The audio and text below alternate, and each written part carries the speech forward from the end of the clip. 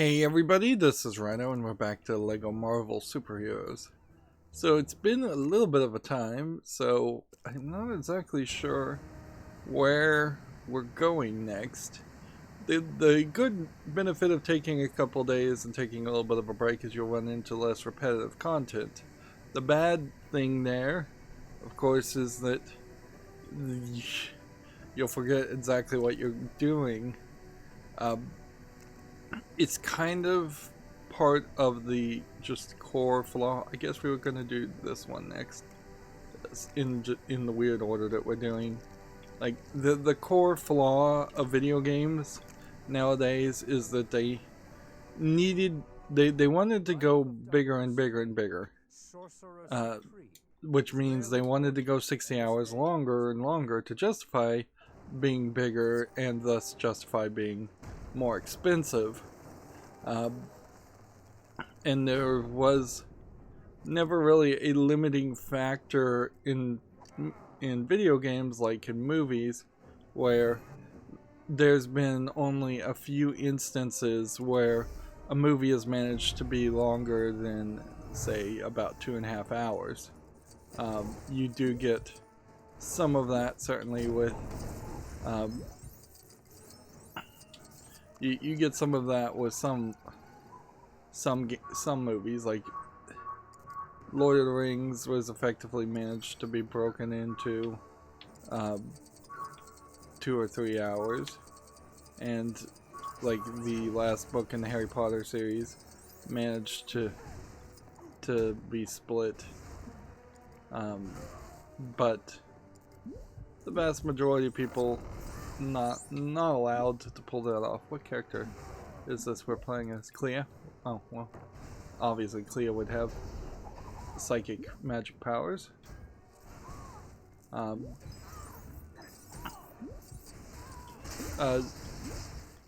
because video games don't have that limitation, you do then have this, like, this possibility in which they could just grow to the point of video games being excessively large. And it's worth mentioning, video games originally were excessively small. Like, it was kind of crazy even when Donkey Kong came out and it had like 3 or 4 levels in it. Let's see, there was the first level, which everyone saw, and then the last level, which everyone saw, because you go the first level then the last level, or at least on the NES version that's how it went. And then there was a Pie Factory level that very few people actually saw, because I think it's only in the arcade mode and it required you to cycle a couple times, or at least once through. But yeah, just having 3 different screens was kind of groundbreaking. Compare that to, say, Space Invaders or Arkanoids, which Arkanoids certainly had different layouts and different appearances, but it didn't change that much. Pong is one screen for sure. Can we just fly up here? No? That's funny, you can see up there, but you can't fly up there. Alright, so now we need to switch to this character and figure out what we can do in this other area. We need to figure out what speed character they chose for us. It was just standard Quicksilver. He gets up there and he runs and collects something that you wouldn't have even been able to see. And then we need some powerful hitting here.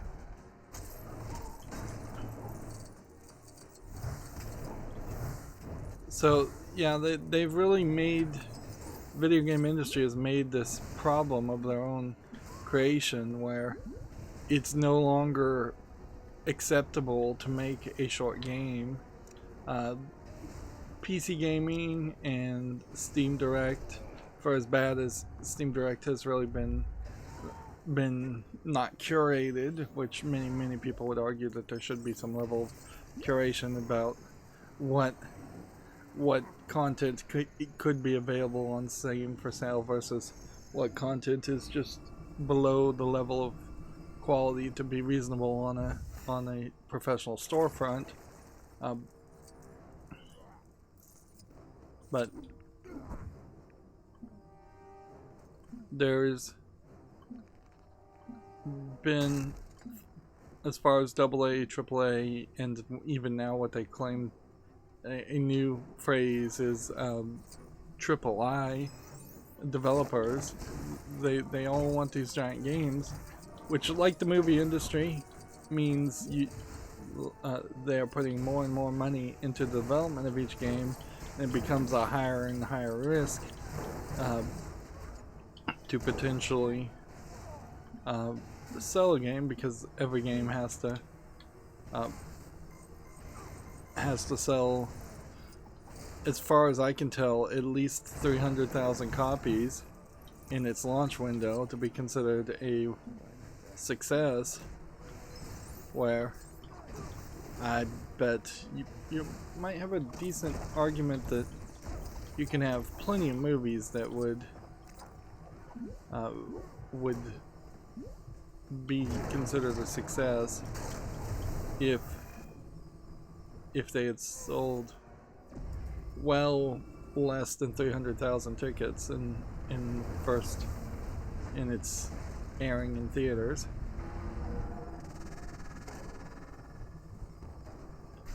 And then the game just jumped me to the other way.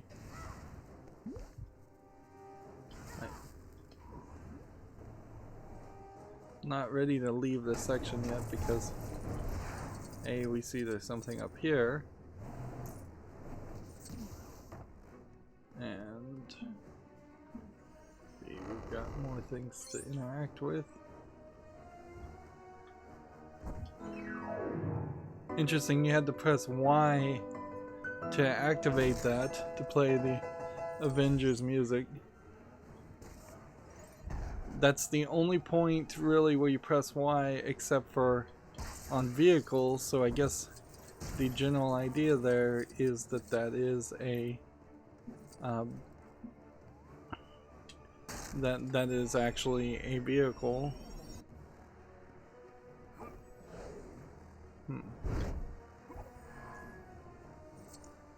I have no idea how you would get up here, so we'll have to keep an eye on that. Otherwise, we may have to do this a couple times. Switch over to this character.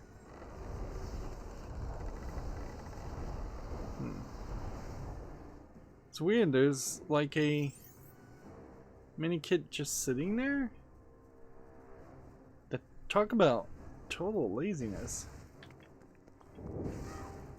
I've never seen a case like that. We've got one way over here. It says it's over here. I don't know how I could.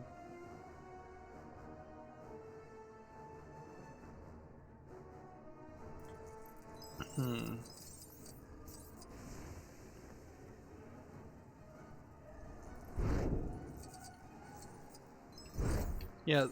Oh, because this thing grabbed it. Alright, well that explains why we weren't able to get that before.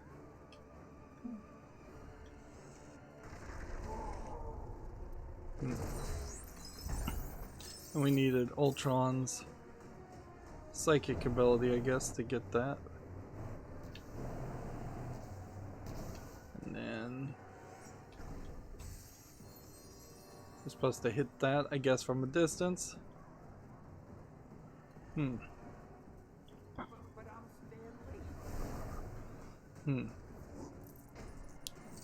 So far this is a fairly decent level. I think this is probably the best level, at least one of them, in this in this game. Probably because it was DLC. Probably because it was either the second to last or the last bit of DLC.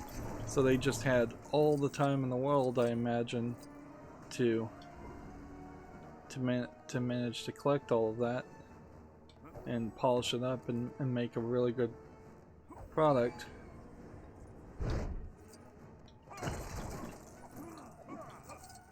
Whereas every other part of this game feels like it's incredibly rushed. And you've certainly heard me say that before.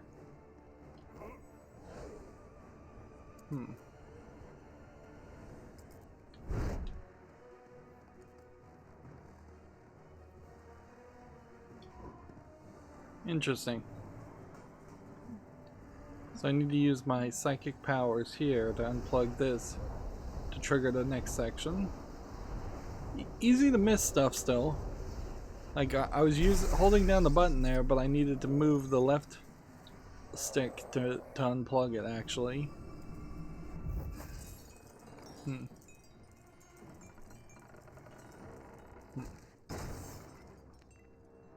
then that psychic power shoots out, and then we have something new we can build.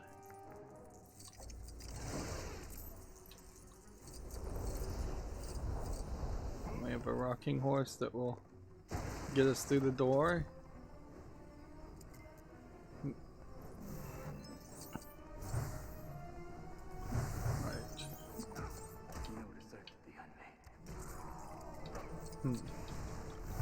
Pull this toilet. This is a weird bathroom.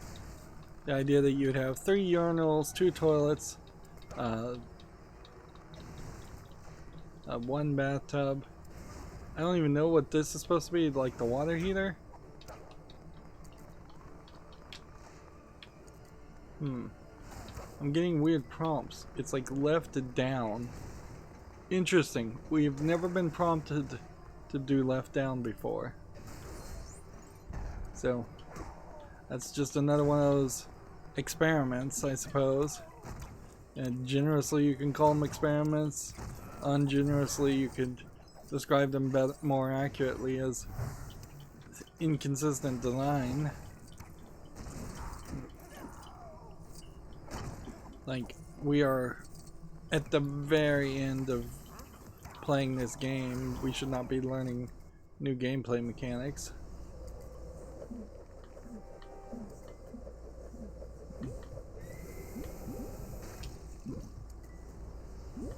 So we were supposed to grab this and send it back towards him.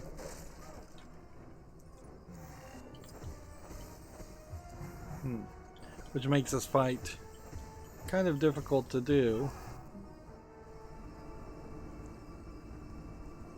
because it does drop you in a weird situation where you have to play as that one character.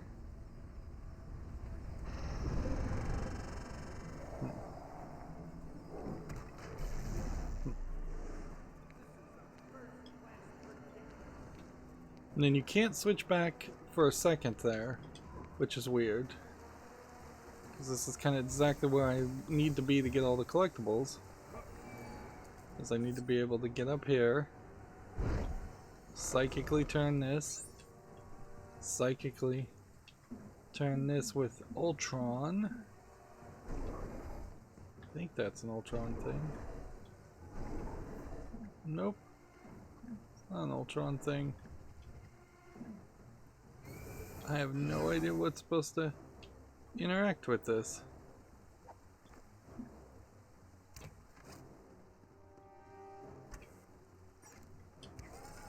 It is a glass thing, but you have to lock on it. You can't just shoot it. Interesting.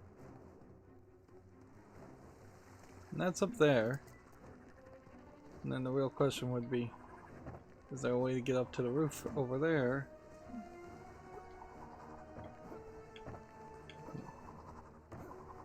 I don't think there's anything there.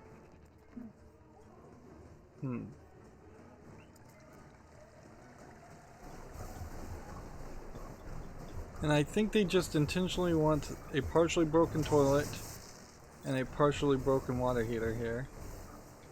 I think that's all you can really do. We'll build this. And this is just an in-game cutscene. You can't do anything different. You could have played as a different character, I imagine, but I almost certainly would assume that this printing image would be of her always, and that regardless of who you actually played as. We are just seeing still a ton of things getting pointed here, pointed there. Alright, we need Captain America to save Stan Lee.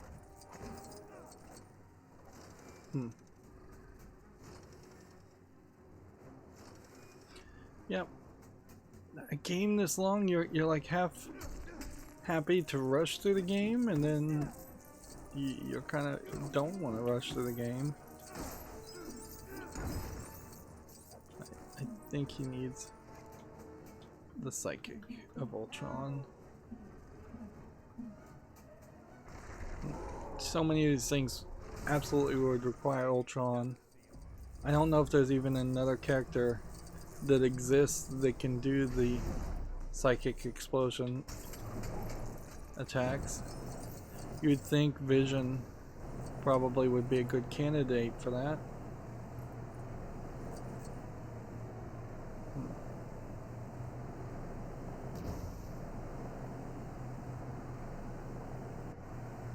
Things are just all off the edge of the screen somewhere,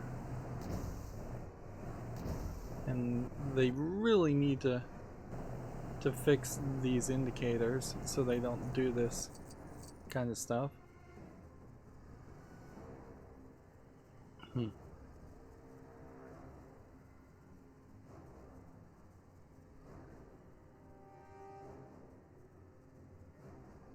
Let's see.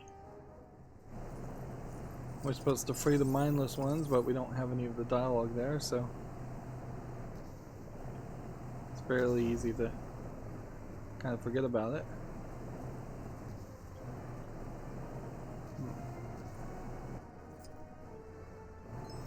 Particularly if you hadn't played this level in a while.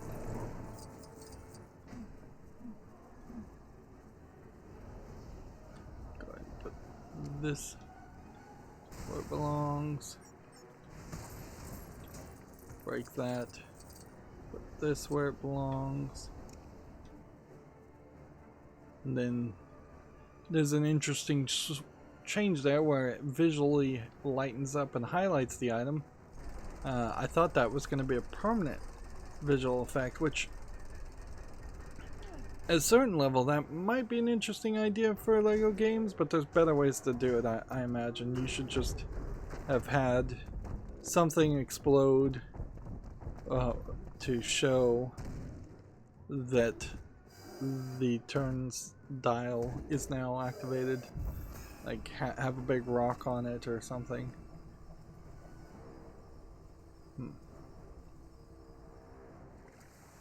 Okay, back to this character.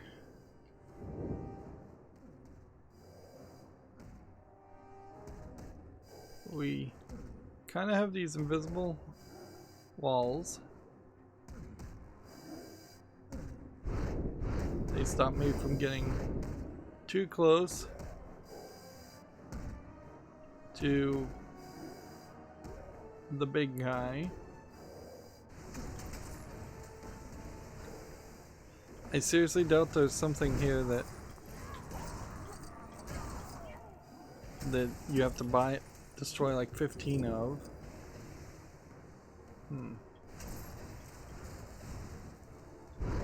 Yeah, I'm just not seeing anything.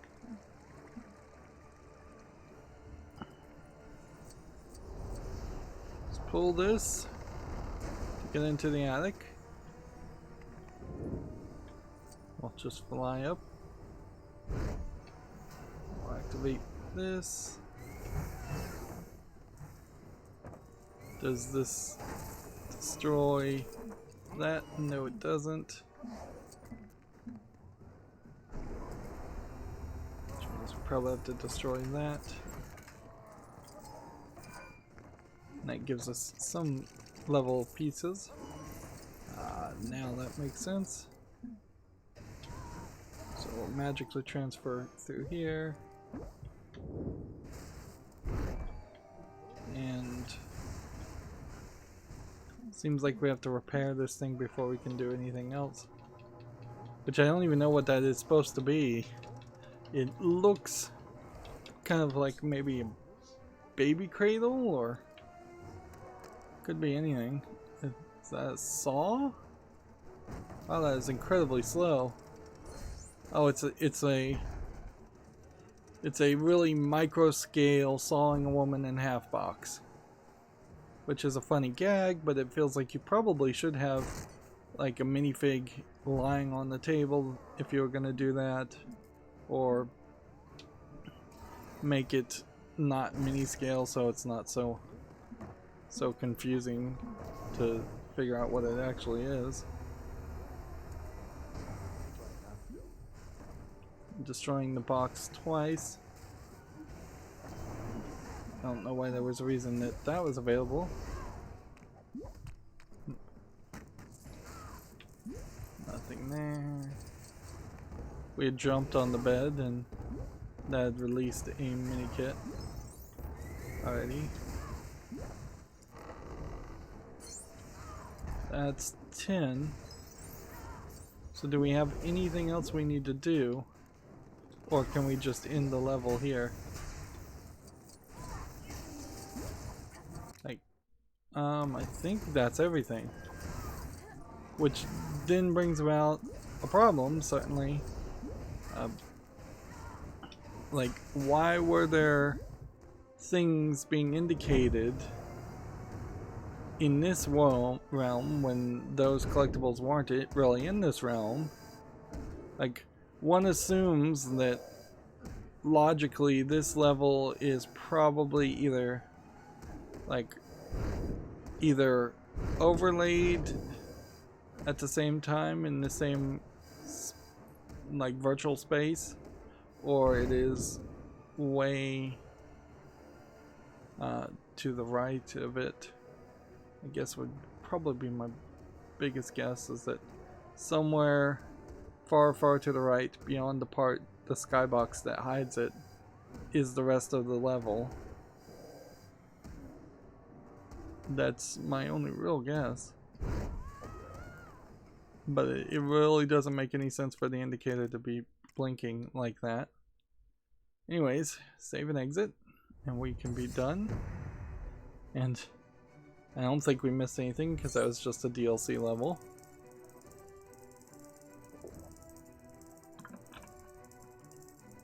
We have hit an interesting point now where, for PC gamers and console gamers, Xbox Series at least, the save and resume features are, I think, going to be so prevalent, and the actual load times are going to be so long that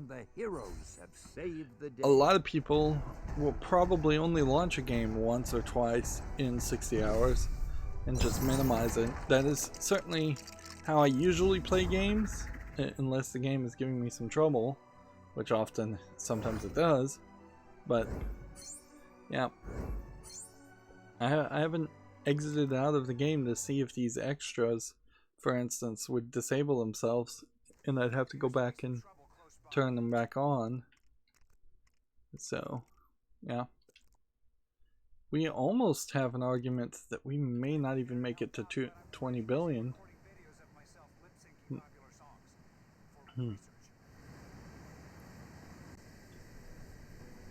Alright, so next we would want Rail Hydra. Okay, we're gonna have to do the first part, and the second part, and the third part. No part we can skip, unfortunately. And these levels can get long, so we need to try and rush through them as fast as possible. you can kind of see how the DLC sections also gave up on the idea of having a loading screen that gave you information and story. Maybe that was a good idea. Maybe that wasn't. And they want me to put this in there. And then we need somebody that can dig. Who can dig? Maybe that's not a dig spot. Let's activate this. This is an example of a level that was just really bad. And see, that unlocked a character that looked a lot like an Indiana Jones character, which honestly, I think some cross promotions, of course that would be like cross licensing nightmare. It would be nice though if you could bring in the main characters from Indiana Jones as skins at the very least. Considering how this is effectively a kid's take on what a gacha game would be and what a like free-to-play game with tons of skin would be, they have kind of done a nice job of not actually trying to charge people too much for that, except for recently. Like once they introduced DLC and Season Pass, they kind of immediately backtracked it on that. They really shouldn't have. But at that level, I think there is probably a better way. You could have had skins over the same 8 or 9 characters and have them all play and look and sound the same. Which mostly that is what they did. It's just the way it's depicted with such a large menu.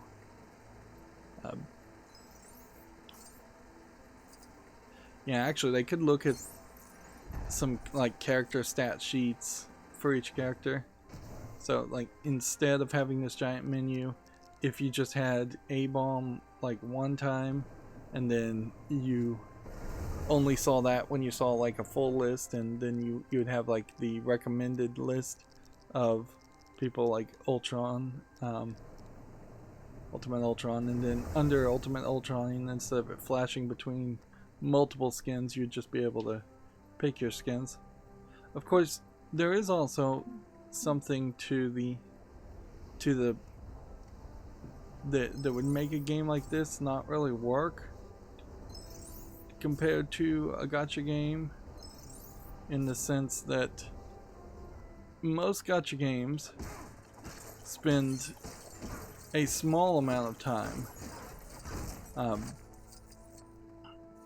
focusing in on a single character, and then that one character gets replaced with the new hotness of the next character like a week later or a month later.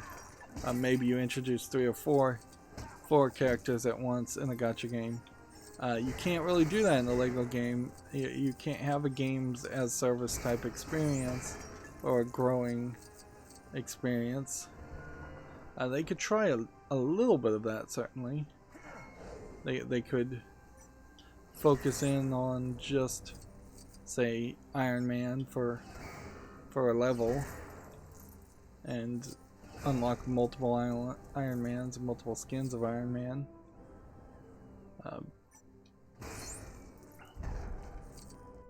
But yeah, at a certain level too, anything they took from the free-to-play games would be just objectionable content in general. It wouldn't be what people would want their kids to play. So I like that you have the experience relatively in one price, and it's a relatively complete experience. Of course, if LEGO games wanted to go to kind of like a living games as service experience, they would have to constantly put out new levels, like a new level once a month at minimum. And while I have seen some LEGO games on the cell phones, they are not TT games, so they're not designed anything like this. Instead, they were actually, I played a LEGO like kind of grindy RPG game and a Looney Tune grindy RPG game, and they both had the exact same problems of being just not a product that was worth its weight in gold or worth the install. We're back to just tapping B as the B prompts.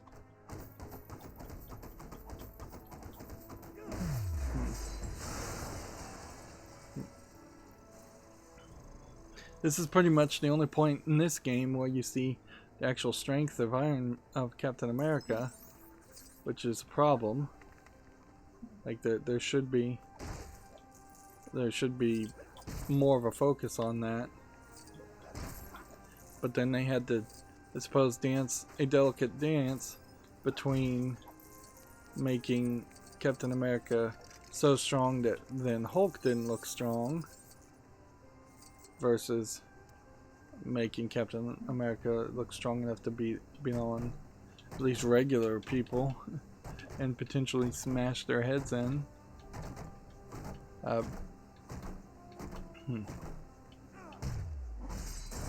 And in a weird way, that ends up with just having Captain America's level of power feel like it's the baseline level of power that every other Avenger-like superhero would have.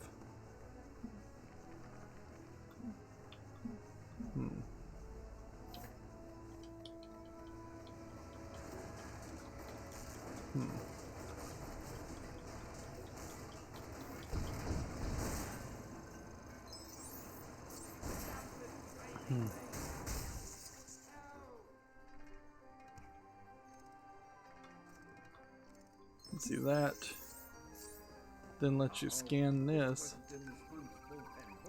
And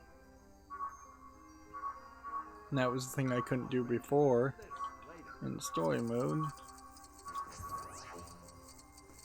There we have something we have to psychically break, which is some kind of like vending machine by the scene likes of it. And then we have to have someone with magical powers move the soda to, I guess, Stanley. I gotta have some of that. Hey,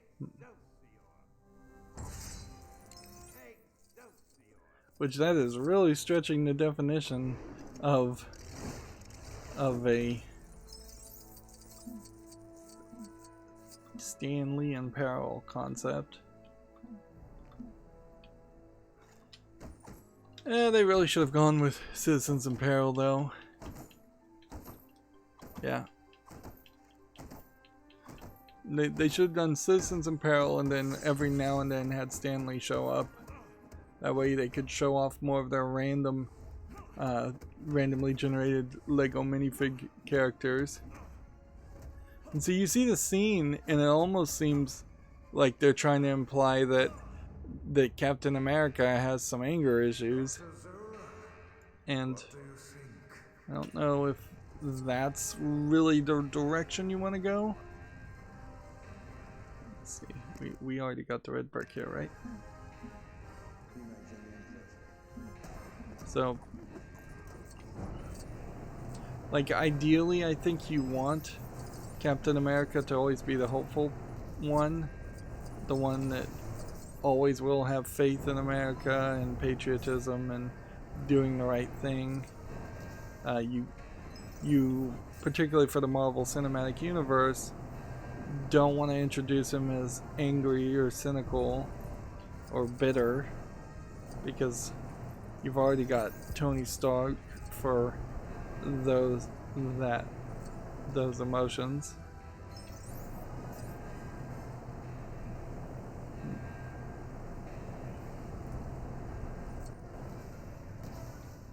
Alright, well, I think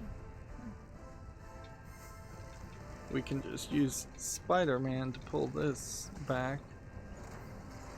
And we can see if that opens this. Apparently the answer is no, it doesn't.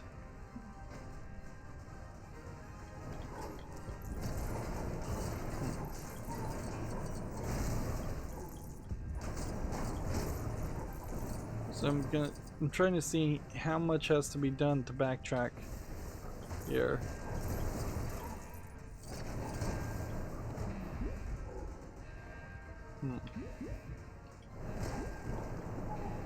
Because in here you have too many figs. I don't think I can do anything else.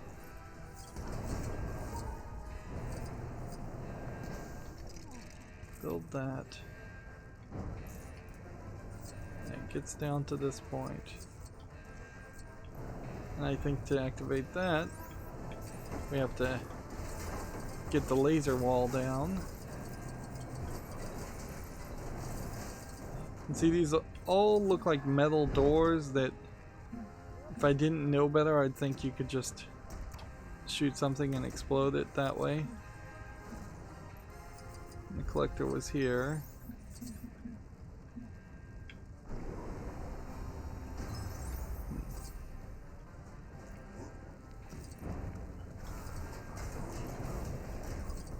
So then there's something we've got to break here first before we do anything else.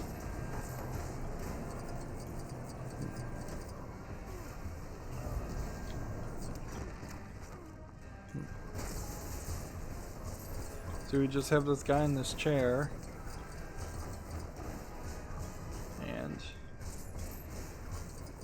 he seems to just be asleep in the chair.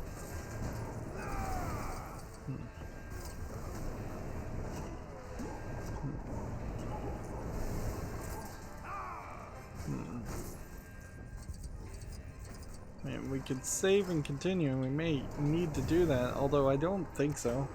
I haven't seen any other point where saving and continuing was a requirement. If they were going to do that, they should have made a checkpoint.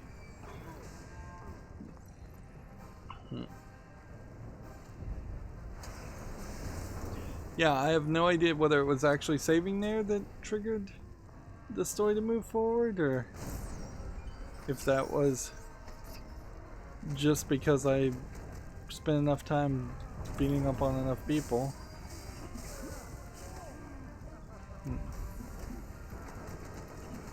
And there's Captain America. And I hit the B button trying to do this, and instead ended up doing a co-op attack twice.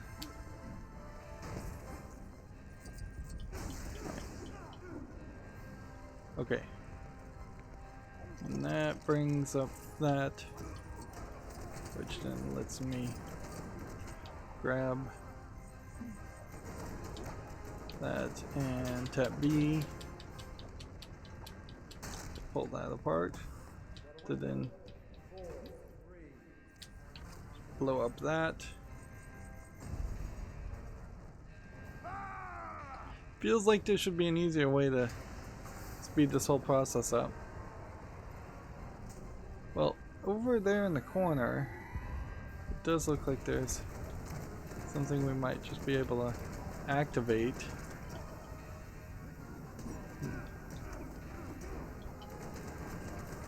But I don't think I can activate it.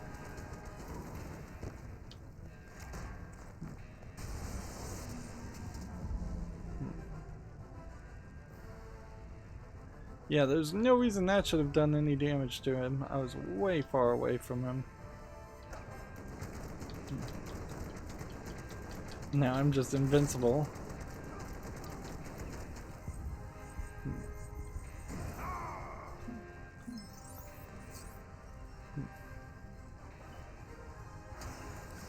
This is slow. Slow if you don't want to do it. Right. Yeah, this feels like there should have been a way to just activate a switch here. But apparently not.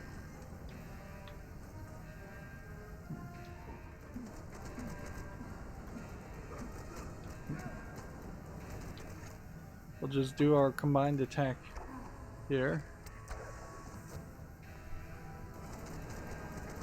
Interesting. That combined attack was different than the other combined attack, which actually does seem to work. I don't know how anybody would have known that that was the solution though, unless maybe that's what happened in the movie. And then that just brings us back to the problem of the idea where you have to actively have just watched the movie to know what's going on. See, that gets you up here.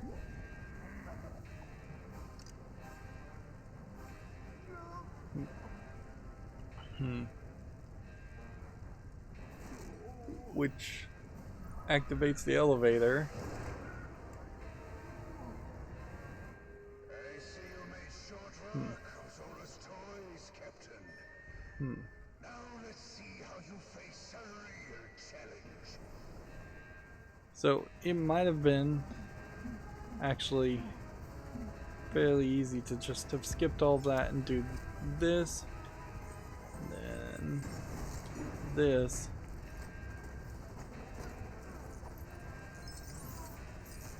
Yeah. And then we'll just come over here and stand on the switch.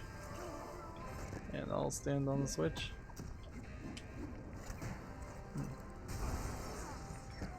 There you go.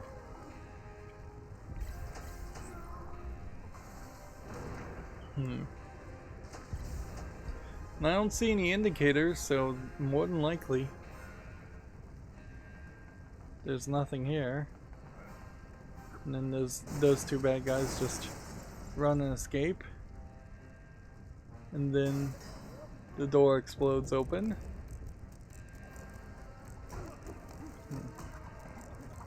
Can I jump on a ladder while they're climbing up a ladder?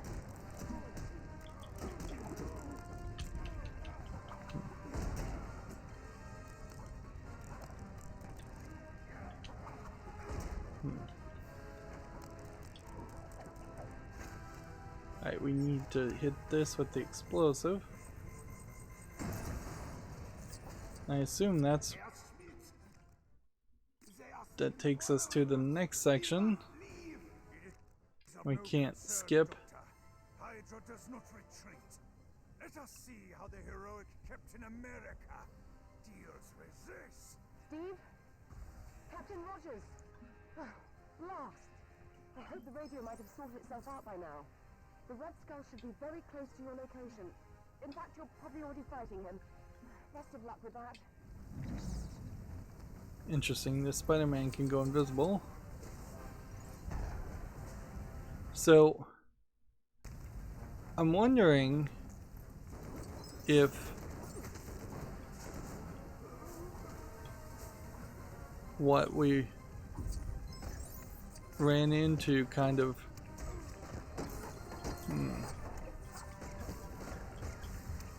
yeah, I don't even know what I was gonna say there. This game has so much flash to it. Maybe I'm getting a little bit older, but man, it sure is easy to get distracted these days.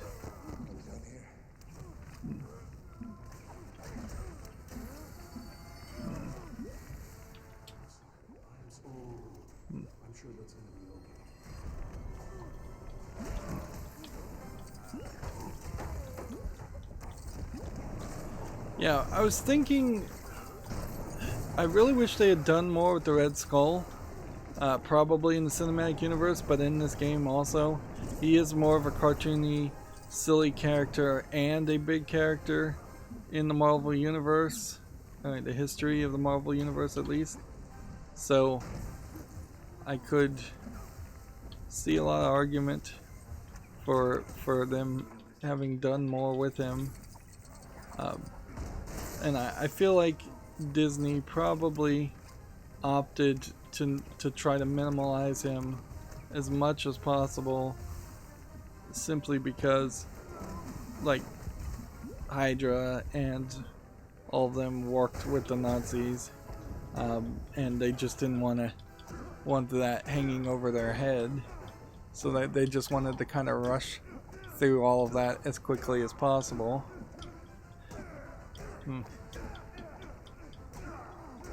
I guess there's room here for confusion though, because one of the Wonder Woman DC movies also took place during the time of the World Wars, and so you'd have to be fairly careful not to confuse the two storylines, like who was where when.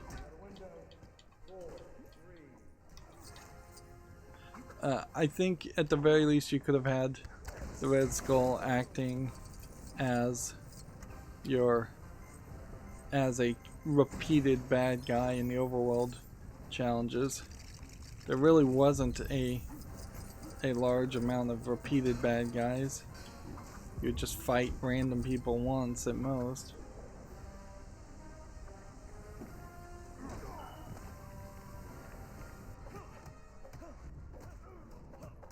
And then you have this whole flashback sequence, which I've never seen a LEGO game use a flashback sequence, even if this is exactly how it happened in the movie. Like, I've never seen a flashback sequence used in a LEGO game, because it's frankly a little complicated for young kids to follow. Like, I can't even really tell you the sequence of events. I guess the general idea here would be that this is either right after they initially fought the Red Skull in the previous scene, or this is potentially a completely different instance, because we know Captain America fought the Red Skull multiple times. And we definitely want to make sure we save, because I don't want to get stuck behind a glitchy section again. Right, so you get electrocuted regardless.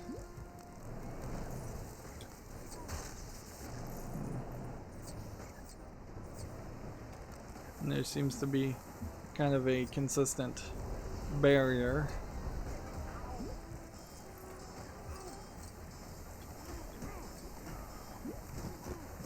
That signaled for a missile. It gave us a character token.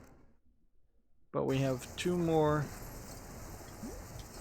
mini kits, and we see two more mini kits, so we know so far so good.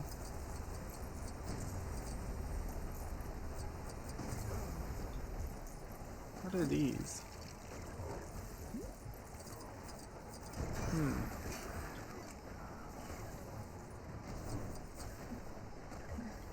Captain America only, apparently.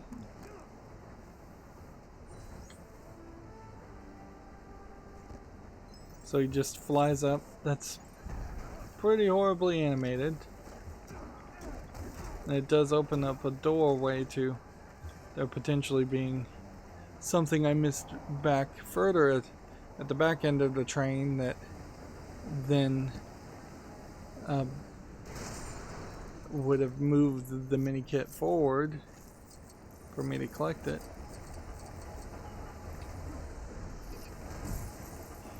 Yeah, I'm glad at least though I figured out how to put out the fires fairly quickly instead of pressing B and A like the game prompts you to. You really just... Interesting.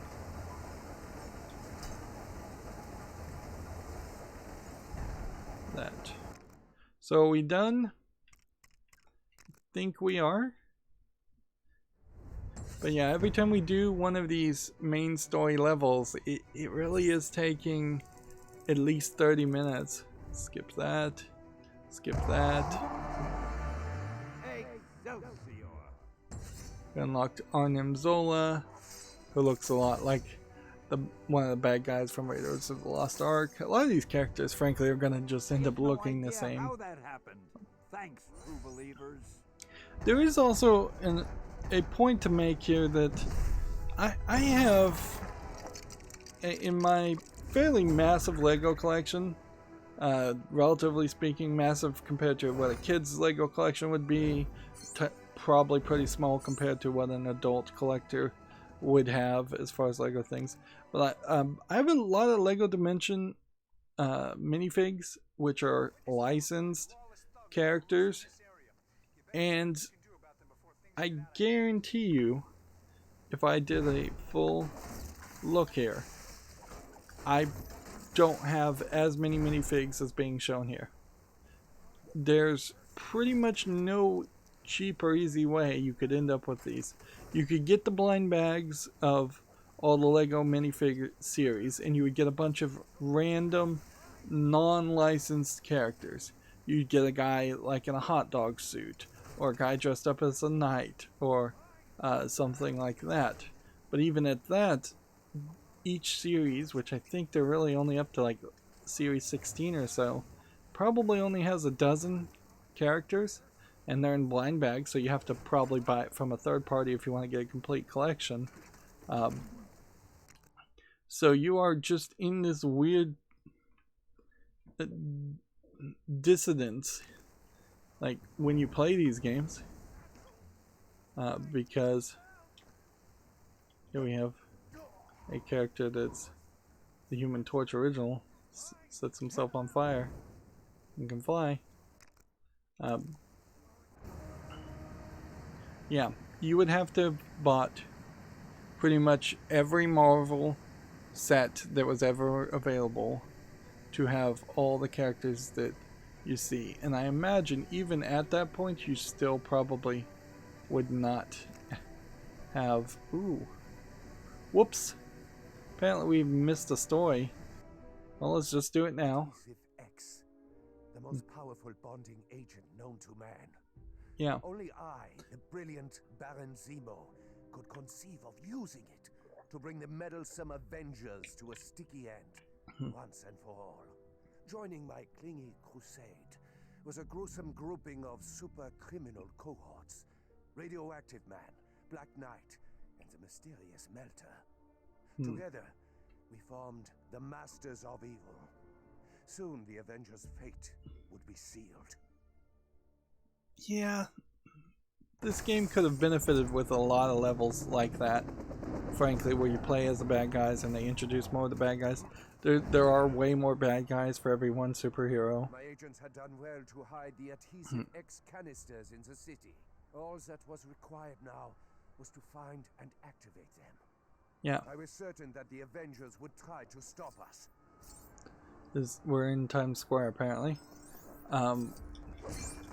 We'll see how far we can get as far as collectibles, but almost certainly we won't. In fact, it's probably easiest just to play the level and not collect anything. Let's see. The Black Knight, a powerful warrior, consumed only with getting revenge on his adversaries. Radioactive Man. Interesting that you get a intro every time you collect a character. He belongs with the Masters of Evil. The Melter. Even Iron Man's armor is no match for his newly upgraded melting ray.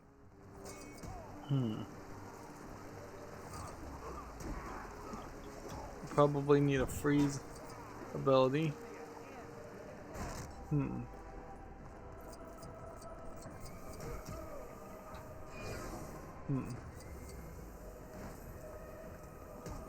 I guess, well, I don't know. In the LEGO Batman games, they were perfectly fine with having half the levels.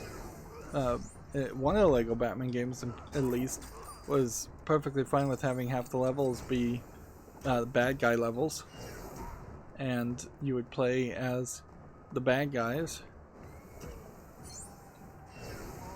I wonder if they got some kind of negative feedback from that. Yeah.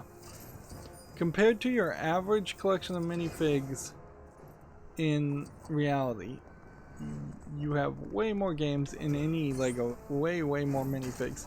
And it's not like LEGO as a company really is selling anything that could accommodate a desire for a lot of these minifigs. And a lot of them are so custom that you really couldn't build them yourself. Not as a kid couldn't. There are some custom minifig makers out there, and they very possibly might have the ability. So here, this almost seems like they're going to experiment on different kinds of powers.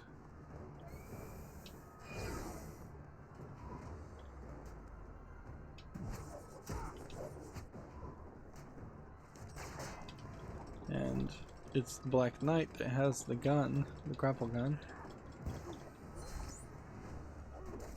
That was just an ice cream truck.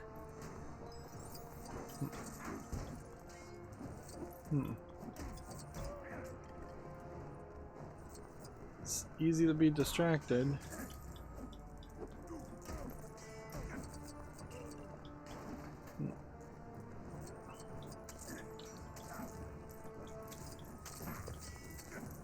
Yeah, TT Games has gone just crazy on what they promise in LEGO games, frankly. I would much prefer them to make $15 LEGO games that had 100 collectibles, half as many things otherwise, whether it's minifigs or little kits. I don't know if anybody has any ability.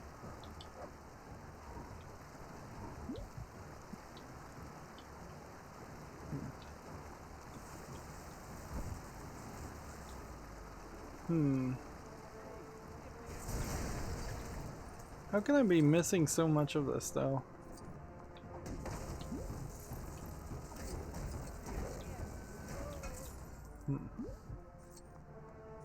Like, seriously, how can I be missing half every single thing?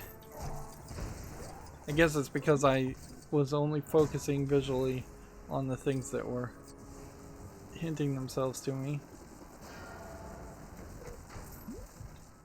So, if I just start looking for LEGO things to build, we might find this where the story goes further.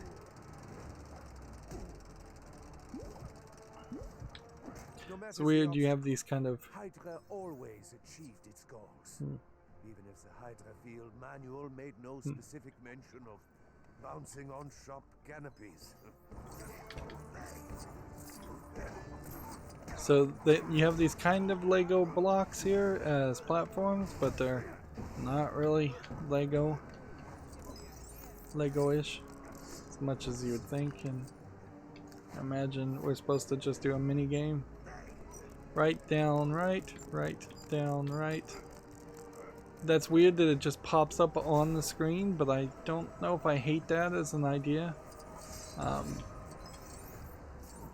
See if any of these characters have super strength.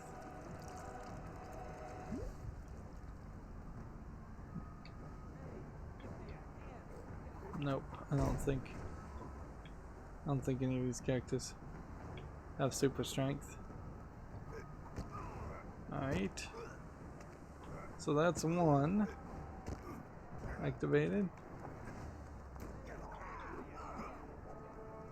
And over here we have something that will activate later.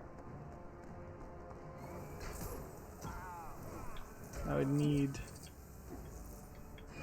something more. What are we trying to break?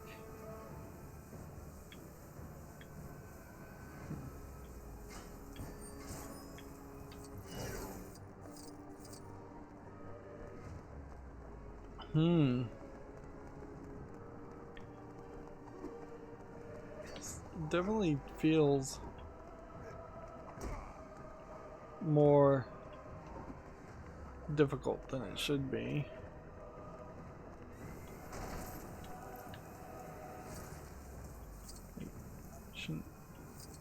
Shouldn't be able to break so much stuff and be left with just kind of nothing to do. I guess the idea is if you see a character with claws, they probably can dig.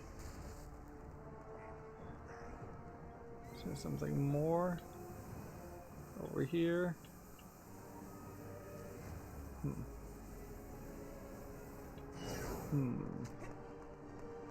Okay, here's one. So we need somebody that has some kind of ability.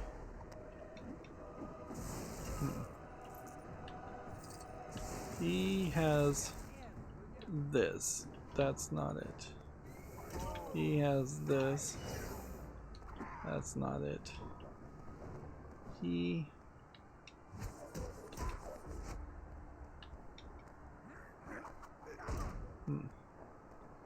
Yeah, you can kind of see the idea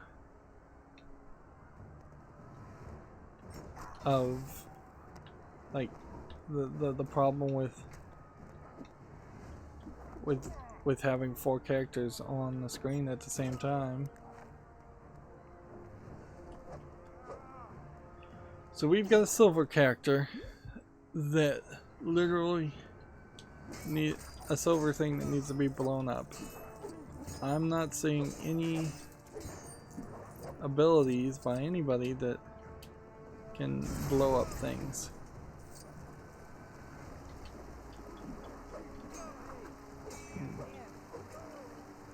We got up to the top area.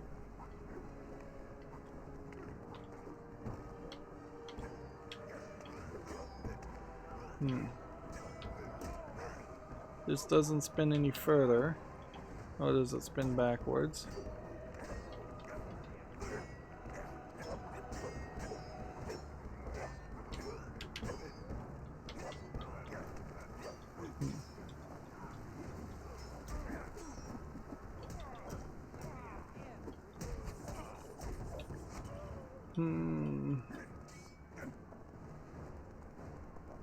Like he has this kind of pole vaulting ability.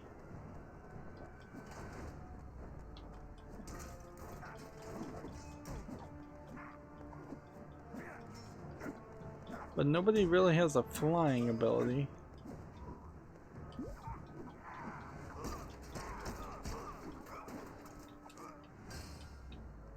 Okay, this guy throws grenades.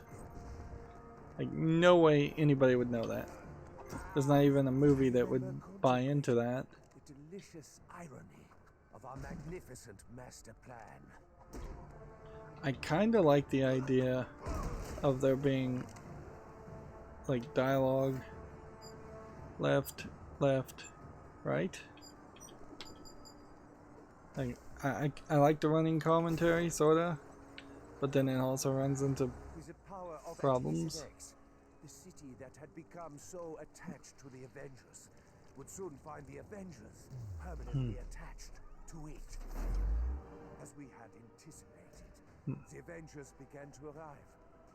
First was Iron Man, whose misguided attempts to stop us would only make our victory all the more glorious. Alright. So, I don't think we actually have to fight him inside the glue.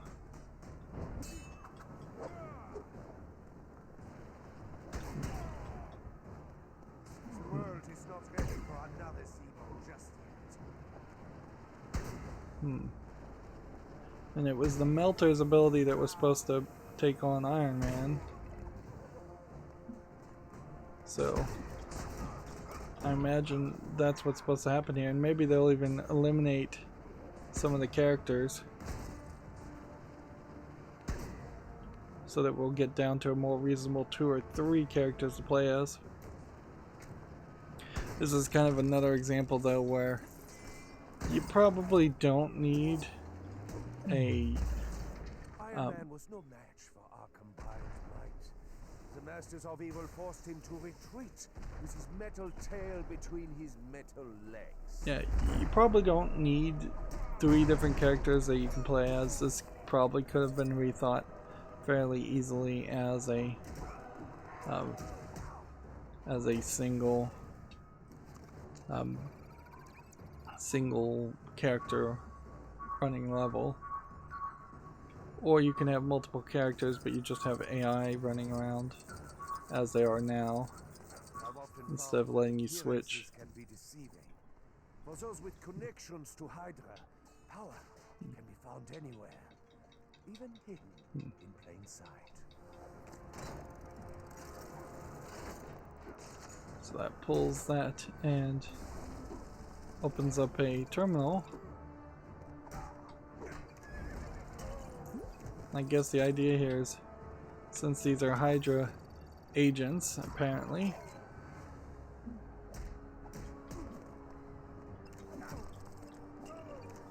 I guess you can't really complain about being immortal when you're doing some of these actions, because there are plenty of times also where you are just knocked out of the cycle.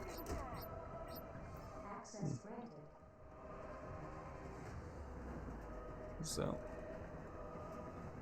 the assumption is all of this is happening in present time, where honestly this feels more like a something that would have happened in the past. That is a problem with the Marvel Cinematic Universe, is that they have to squeeze like decades of events into the timeline of a few years,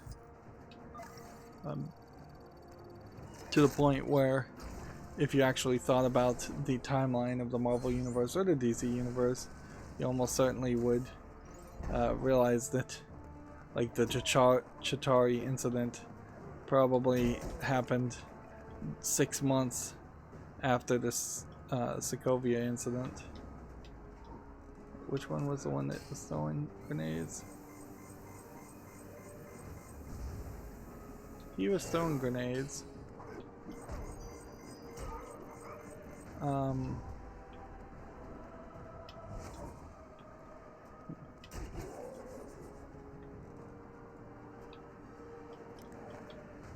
This guy has a gun. What does this gun shoot? Can't even tell.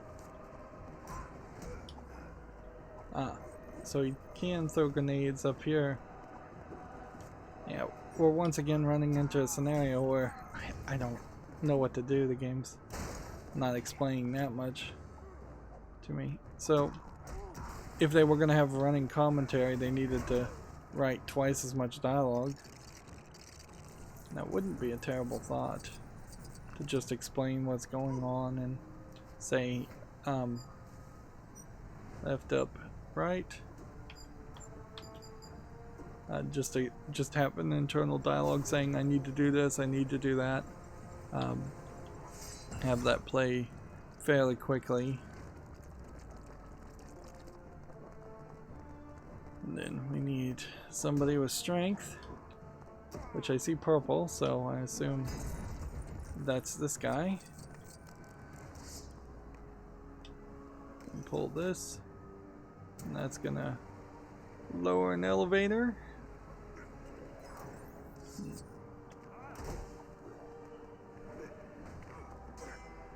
And you see tiny little 1x1 studs on that elevator that are actually smaller than nope, they are 1x1 studs, which you typically don't see 1x1 studs used as an indicator that you have to stand somewhere.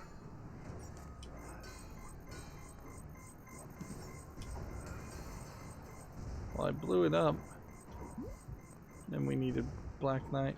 Seems like the green guy is kind of unnecessary so far. And the purple guy is only barely used. And that blows up this sign so we can get past it, which I didn't realize I needed to get past it. I thought I could just walk right in front of it and around it. Which they probably shouldn't allow something like that to happen, you probably should know what's gonna happen first. And I guess this will pretty much be the end of the level. Left, down, up. Although they seem to make it seem like we were gonna fight somebody else.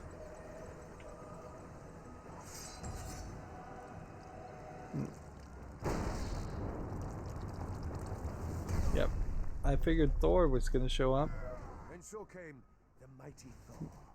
His hammer was said to be unstoppable, but we would put that to the test.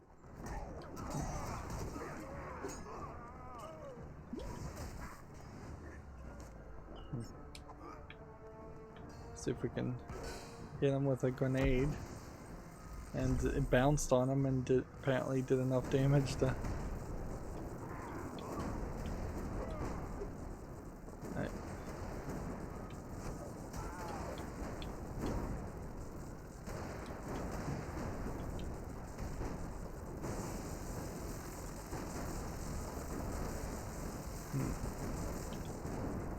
So he seems immortal. Am I supposed to do something here, or are any of these enemies supposed to be Thor enemies in particular? I guess not. I was just supposed to run up to him and hit him. And the glue has really played no role. And then here we're doing another one of these Harry Potter duel, Even the god of thunder could stop us. wizard duels. I suppose you could say he tried Asgard as he could. Just at the point of victory, with the city at its knees, our evil plan became unstuck. Those tricky And I guess Avengers had swapped all my the bad guy destiny levels glue for solvent, would have had to releasing my been... captives. Yet I remain undeterred, for I, Zemo, never surrender. It is my destiny to rule, and rule I... Wait, is that a smoke bomb? I'll get you, Avengers. Just you wait. Yeah, I guess you probably would have to have made any of the bad guy levels sort of play that way. Or at least they felt the need to go that way so that the bad guys don't effectively win in the end. They seemed not to really have that issue with the DC Universe games, but that was an earlier game, so maybe that was based on feedback that they decided to end the story so abruptly like that. It could also simply have been a case of... Let's see, that got me about halfway. It could also just have been a case where the DC licensors, Warner Brothers, the owners of DC, said, sure, have some bad guy levels where the bad guys win, and then the Disney / Marvel said, no, you can't have the bad guys win. Right, so since we're here, we might as well just hop into free play and get the rest of the stuff while we're at it. Adhesive X, the most powerful That was a agent fairly known to small man. Only level, and it is a fairly 3D level, which frankly all the levels should probably be 3D levels.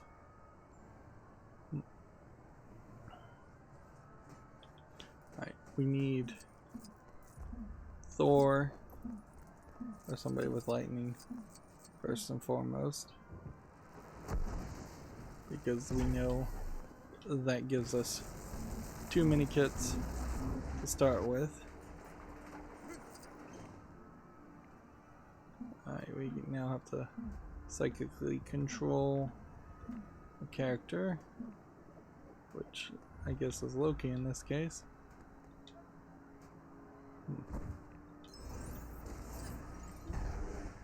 Alright, and we'll have Loki jump this way so that we can freeze the water and save Stanley in peril.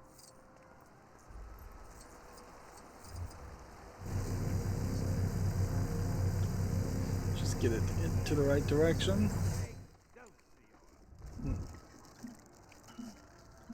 Next we need probably Hawkeye to be able to break the glass. And get that. And then we'll use Ultron to get up here. And grab this. And get the mini kit there. Then we'll just fly over here. And we'll switch to Thor, who's way in the cycle on the other side.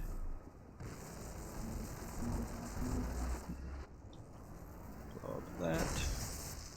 Get that one. Need psychic character with psychic powers to open this.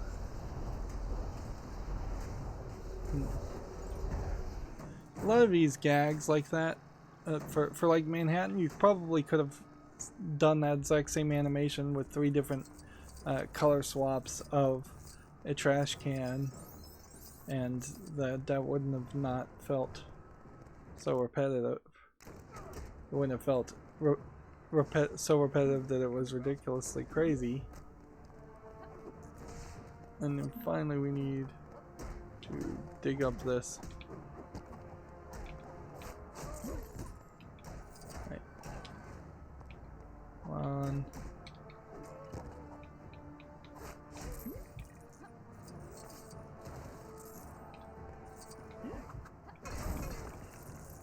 Then that builds a sewer grate, and that would explain why we don't see the other collectible who transforms.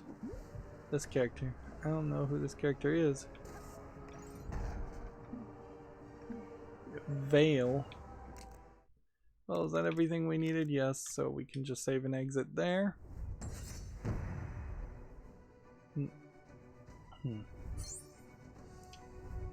Skip. We're at 15 billion now. Gee, thanks, true believers.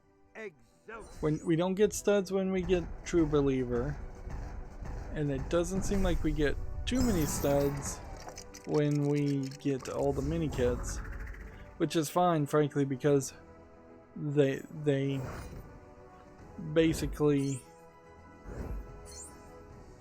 don't have anything for us to spend the studs on anyways. They definitely need to rethink the economy. Alright, so next we go to space, and we'll see.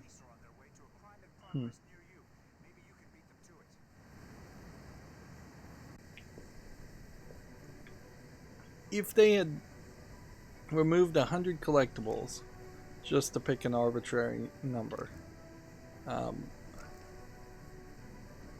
then instead given us like the equivalent of randomized crimes in Manhattan, and we just spent a lot more time in Manhattan, I'd probably like that fairly well. There was a certain point in LEGO City Underground where you were just spending almost all of the time in the overworld in LEGO City Underground, and that was a little excessive, sure, but generally speaking, I think there's a balance there, and it's not probably as well achieved in this game. In part because they have like 3 or 4 different open worlds, and in part because there are probably 4 or 5 extra levels once you have the DLC and everything that are just a little bit extra.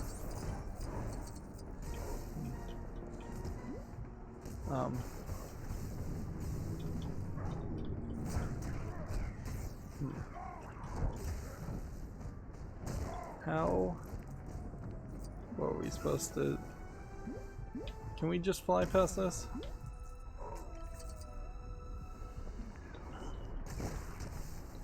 Nope, it doesn't seem like we can fly.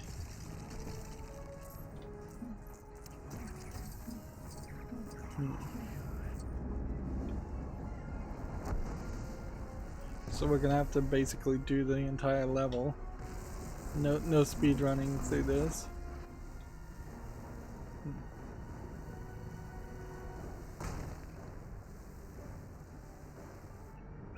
Unless I want to waste the time to go from this part of the level back to the main game, load in from that point into the second part of the level. I don't think that's worth doing. Really? Alright, we now need a psychic ability character.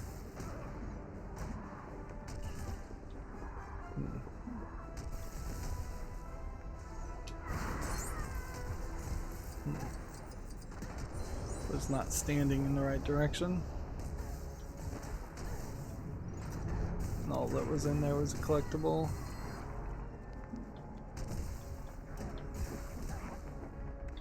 Keep on going. Try our very best to move as fast as possible.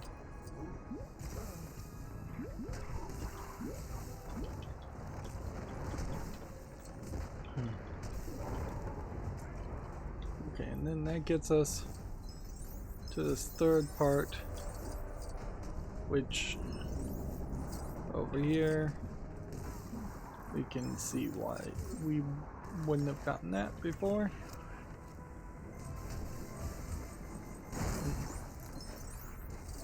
Get that collectible, then smash this. And we need Thor. And we need Hulk. Okay. What did Thor and Hulk do? They slam a thing into the ground. Into the brain of this creature that looks a lot like a machine, but I guess maybe it was just a very heavily armored creature that flew in space. And I guess this is just a Marvel universe thing where space has oxygen where you can breathe.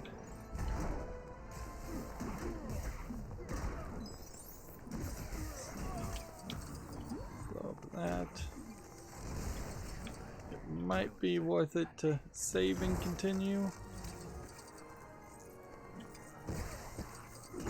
That is, if the enemies can leave me alone long enough that I can actually save and continue. Still a fairly large delay there. I would imagine what's really happening there is when you say save and continue, it probably immediately saves and continues at that point. And then it cheats its way into copying that save file, I bet, into a permanent file location after you say save and continue.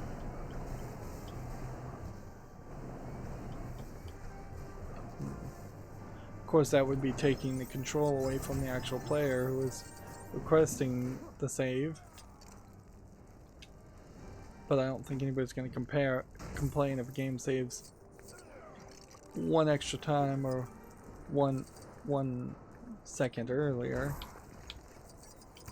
People only really complain when the games tend to go insane with saving and potentially wear down an SSD, which we may start to see some of that in the next generation of consoles, since they are effectively going to have NVMe SSDs. I imagine the PlayStation 5 will, as much as the Xbox Series S and X will, and so I wouldn't be surprised if there are some games out there that get flagged as being the thing that like ruins a hard drive effectively by saving all the time.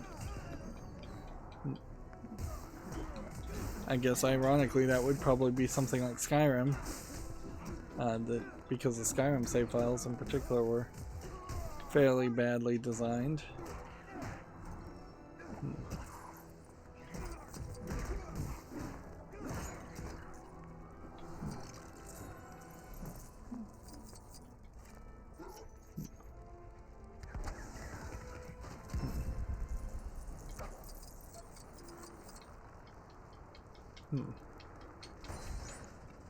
There we go.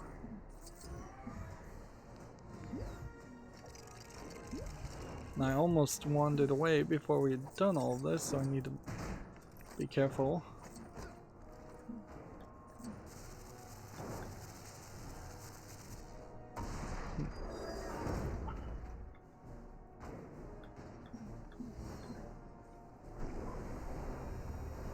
Break that.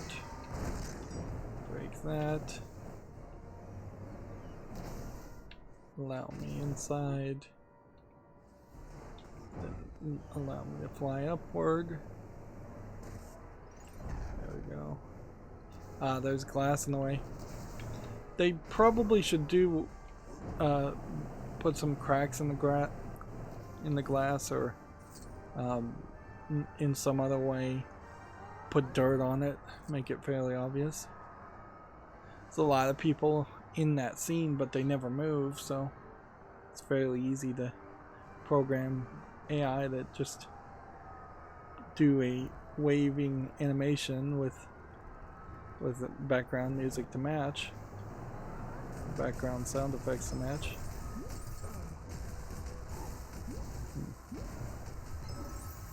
Interesting, they really pounded me there.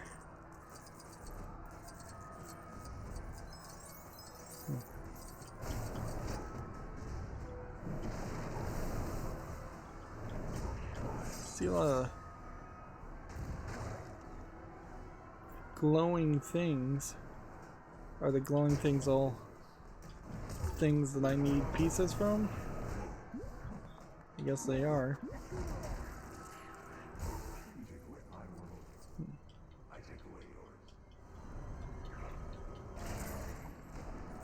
Then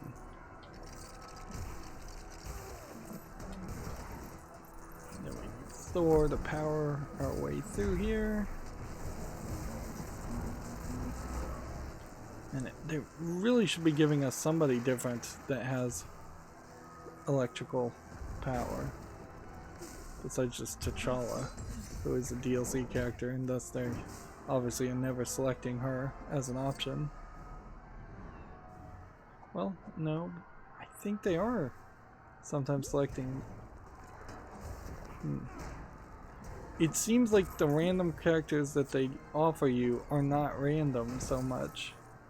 Actually, if I think about it, it seems like there probably are only a dozen characters that they will let you by default play as. And if you want to play as someone else, you have to go out of your way to select them. Because the times we've gotten Green Hulk versus just even Gray Hulk or A-Bomb seem to be inconsistent with a random. Alright, we need him. Break that. Wow, that took forever to break and disappear. That was a terrible animation.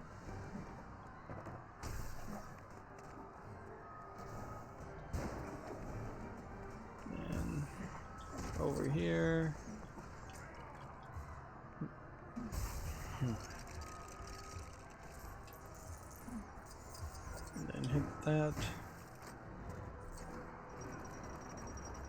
And then that just magically makes your path for you.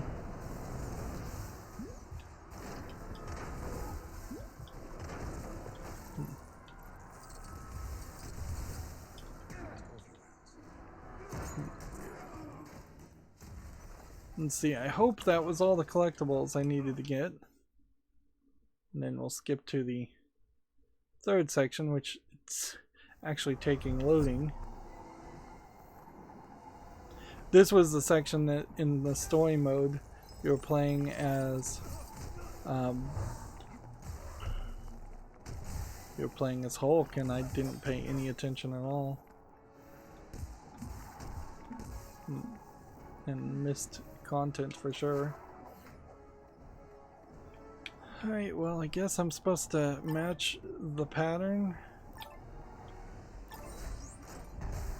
And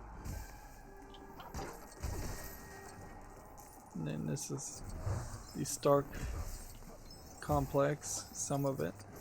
Oh, and this is, we haven't gotten the collector's quest, so let's talk to the collector.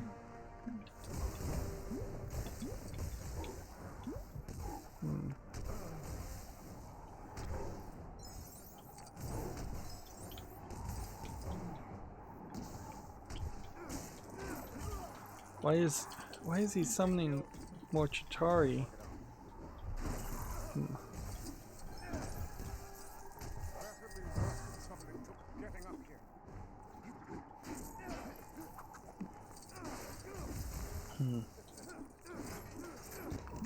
Alright, well, and this is where you would have had Black Widow play, but instead I'll fly over here and collect that one, and then see that we have Stanley in peril.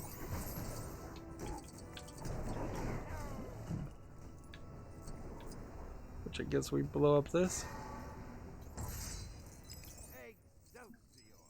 And then I guess we do this. Two collectibles really close to each other.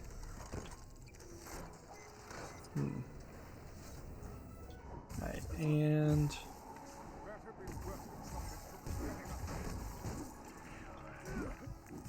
we have a door. How do we get through that door? Like, we don't really have a ability that opens doors that look like this.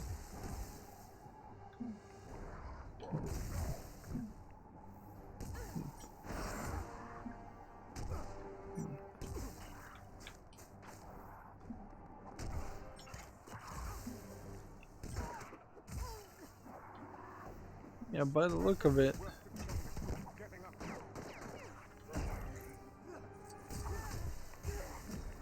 let's see, is there possibly some other technology or computer stuff or something? Some way out. Nope. So I'm just gonna activate this and move the story forward.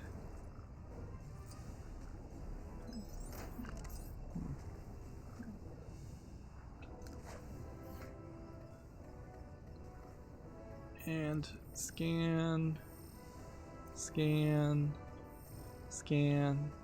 Kind of feel like this is the real one. Scan.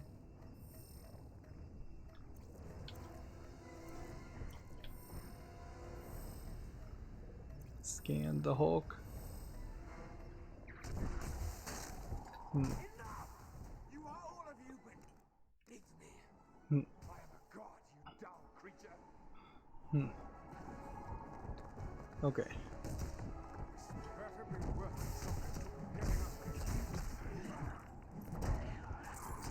So let's smash this guy, I guess. And then we have to do the whole sequence again, which I think many people would say this is probably the funniest and like best part of the Marvel Cinematic Universe still, and it probably is a sad statement that a funny scene is the closest thing. Alright, so what does he want? My sources tell me that within this tasteless penthouse is a digital presence of immense intelligence. I wish to study this being, collect his knowledge. This Jarvis is said to be stored in a memory drive somewhere around here. Find the drive. I won't cease the search until it is mine. Okay, so he wants a Lego hard drive being depicted that way. And we need Superior intelligence. apparently I, of course, already have this as a cosmic being. I must collect. Spider-Man cannot hack into the shield terminals, but Ultimate Ultron can. There we go. That was cutesy. Let's see. I normally would have said, okay, we're done, but we have the other thing we need to get. So grab this. There's a problem with these little pieces that Lego makes in real world Lego pieces, because they don't really fit well into the Lego claws that minifigs have. And Could put it in a display case and forget about it. Probably the latter. like minifigs probably would do well if they rethought their hands designs, but I don't know what they could really do. Frankly, that wouldn't just make the whole process like really expensive and really detailed for a really small piece.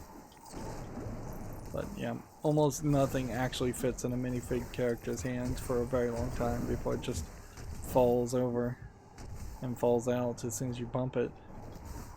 And in general, that is kind of a problem. Are we done?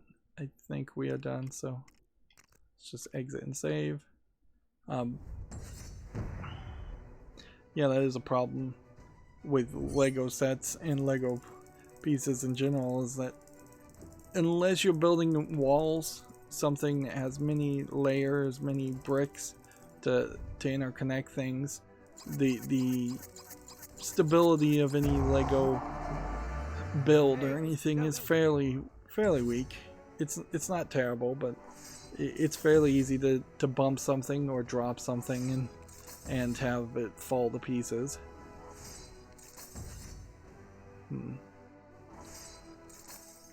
It really feels like at this level we have maybe only 3 to 6 more minifig characters to unlock.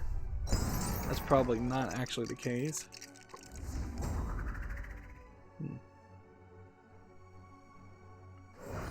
There might be a pretty bad argument to be made about just how many of the covers in the Marvel history are iconic also, because they're definitely trying to have an iconic cover that would be really recognizable at the end of each level when you get all the minifigs, but even at that, it's not really true. The general images look like they could be iconic, and that's about it. But also, I guess they're limiting themselves to just mainstream Avengers covers from a certain era. They're not doing anything that's incredibly brand new. Wow, load and a lag. Pretty heavy load and lag that's there.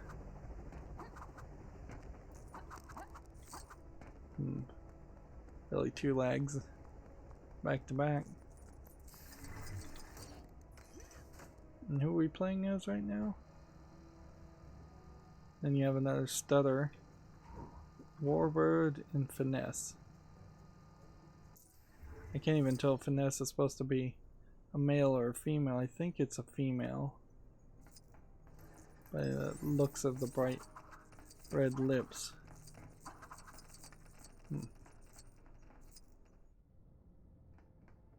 This is the last red brick, so it's really the second to last time you legitimately ever need to come to the collectors. area. Let's see. Where are we now? We're at 83.3% done. If we come in here and buy the last thing, fast fix for 600,000, and make sure we've got everything else. And then if we come over here, we could look at some of this stuff, but I don't think there's really a need to. Struck off the list.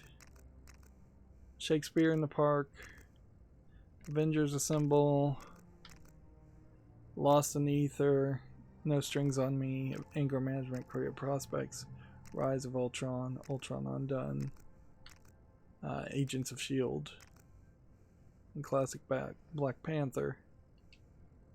So we've got about 6 more things to unlock, but Fast Fix is now on, so that'll save us a little bit of time, but it really won't save us as much as we'd like. And it kind of does go to show that there is a fairly easy way to play the game without having all the cheats, if you want to play that way.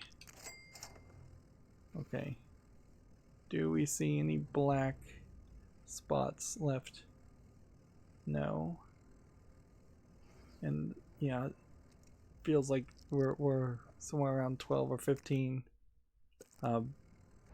more characters to unlock.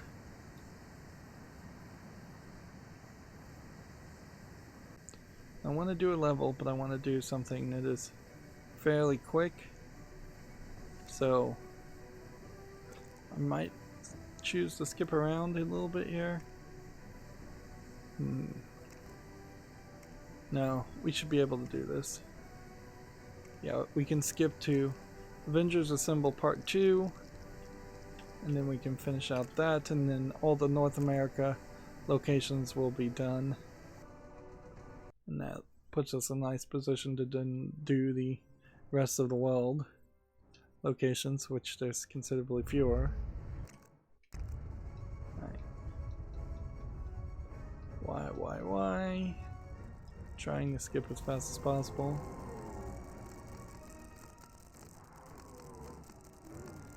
In that instance, there were Chitauri in the background. I wasn't even looking at them, and they were crawling down, but they were crawling down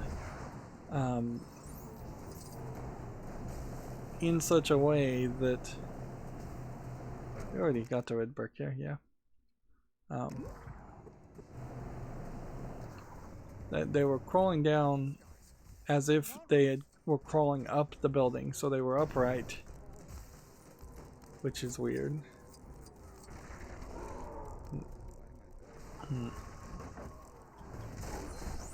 Okay, one there, and then over here.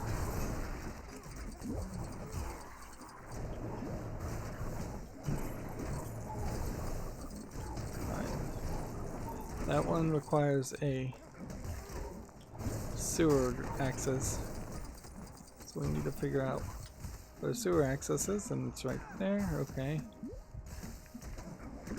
so we press this.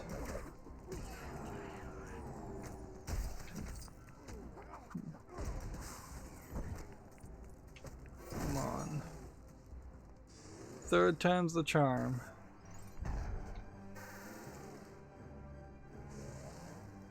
Okay. And frankly, it might just be easier to save and exit and get into the 3rd level than to run around and do all the requirements to get what needs to be done here. See how fast Fast Fix works. It works. I'm not gonna criticize it. It works. It's fast. It's not super fast, but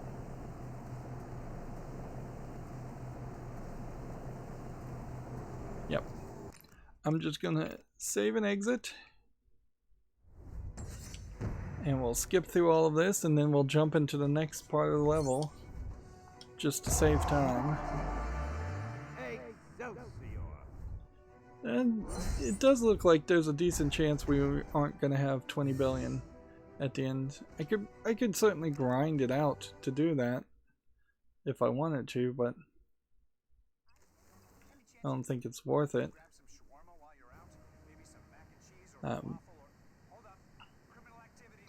Yeah, I'll have to look and see if there's any achievements around having 20 billion studs. I don't know why specifically it would be 20 billion either. If anything, it's probably an achievement to have like 10 billion, and we've already done it. And I've probably done all the achievements. As something actually I could investigate fairly easily. Or we will do all of them. I wouldn't be surprised if there's an achievement for getting 100% of the game unlocked, or unlocking all the characters. Little motivators there. For as much as achievements have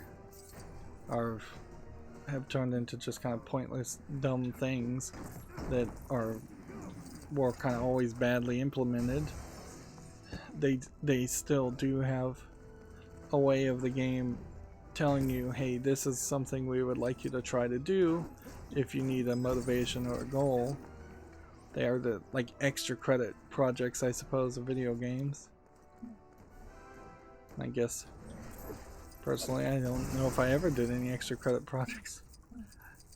So yeah, I'm probably not super familiar with the concept. I barely did any of the assignments I had in school. Alright, so now we need a character that can dig. Which would that be?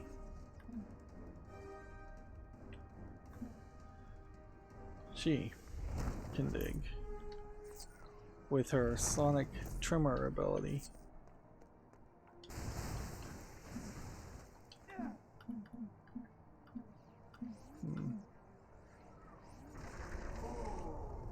Then Ultron can break that.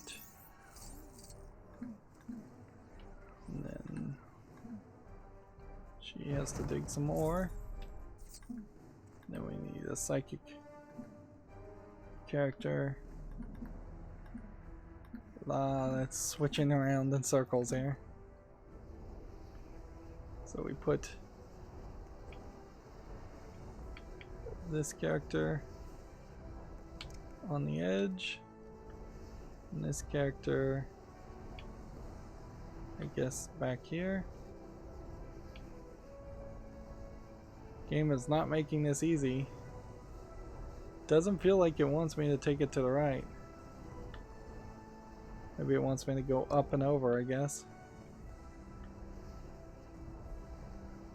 And see, this is an interesting kind of Lego design looking thing that's not actually a Lego thing. I've never seen a fancy clock like this in a set, and it probably wouldn't work that well. I mean, you can't really do it. You see that how twisted and bent the minifig characters are, which, yeah, at a certain level that is something that should be addressed on the fact that these characters look like minifigs, but they do not move like minifigs at all. They have so much rubberiness to them, and are effectively just some kind of new creature, new humanoid type creature.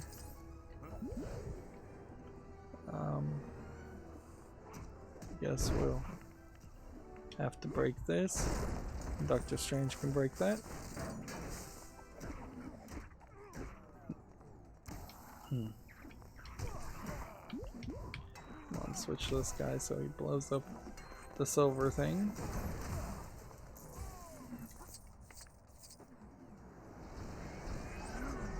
Where if you look at like the Lego movie, the Lego movie really bent over backwards to make the Legos act and be rigid like Legos.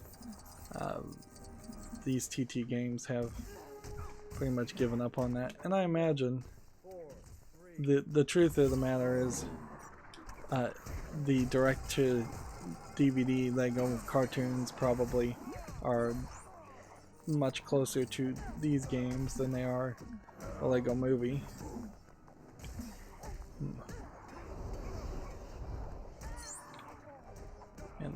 it works, frankly. What they're effectively doing is they're just making a new animation style, and like most animation styles, that probably inherently means it will not be as appreciated until hundreds of years later, and or forgotten completely. And you might also run into a scenario where it's a niche single-use animation style only for LEGO properties, and you couldn't take this same concept and put more round humanoid-looking people in a cartoon that was animated by glowy plastic. I bet you could, though. I bet if I thought really hard, I could probably name a few more recent animated movies that look a lot like these characters, in the sense that it's glossy, glowy, tube-like arms. I want to get down there, but I think I have to move the story forward first. So I think that means we have to play as Captain America. And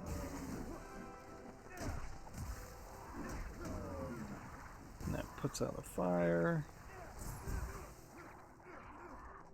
that then lets our other guy shoot some stuff and break some stuff. So that we can build some more things. Sir, we have more incoming. Fine. Let's keep them occupied.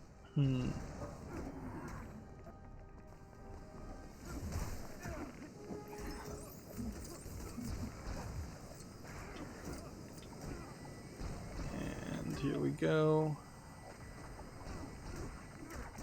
You can only go so far. And you can only go this way. And so you don't want to hit your own guy, because that's your own guy. So basically all you were supposed to do, this is just a really badly angled mission or challenge. And I feel like it probably was designed to match something that happened in the movie. Again, but doesn't really make sense for somebody who hasn't watched the movie recently. Yep. Perhaps that was part of the reason why this game feels so rushed, is that they just realized that the way they had designed it, there was basically no chance that people would remember what was going on in the story, and so they needed to sell as much as they could sell in the first 6 months, because the sales later are going to be fairly low, unlike the LEGO Star Wars movies, where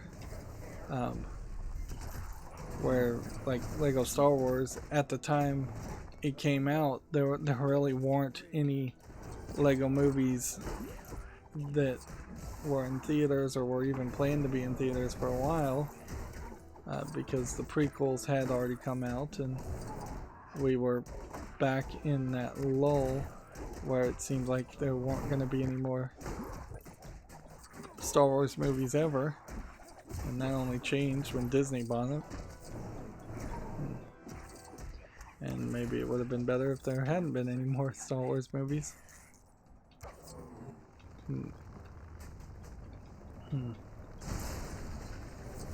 Like, I'm a big fan of a series called Babylon 5, and the creator of that, J. Michael Straczynski, I believe is his name, is fairly crazy, it seems, and not really liked well enough to get funding for any more Babylon 5 projects.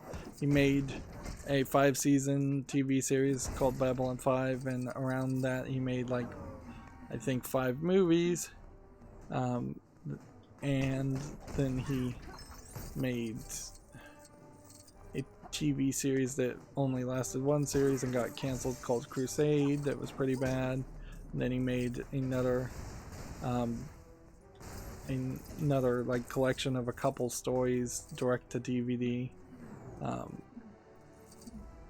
several years later, but that was pretty much all he could do. And it's really a good example of if you might get what you actually want, because everything after the movies and the original TV series are just not really worth your time watching.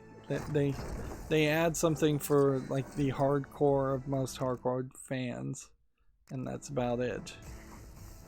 I guess we're safe here to just exit the level.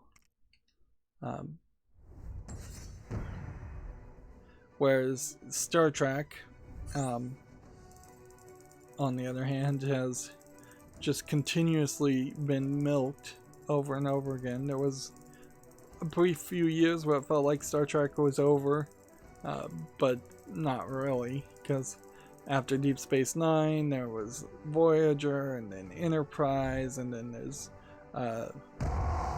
Star Trek Into Darkness, and the Star Trek reboot movies trilogy, and the Picard series most recently.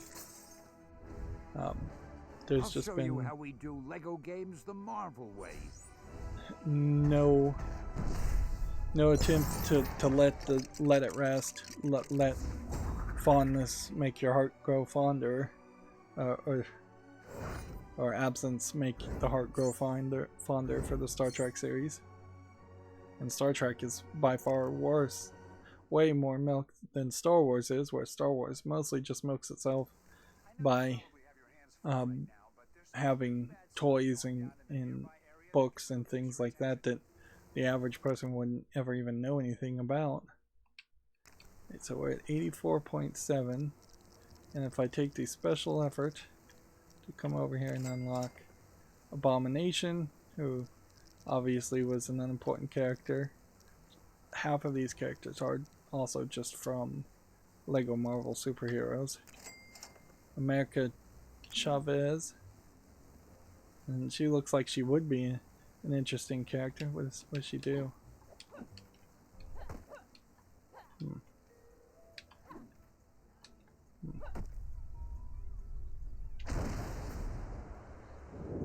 She can fly. And she can kick, and that's about all she can do. She definitely looks like one of those characters that could have been interesting. Yep.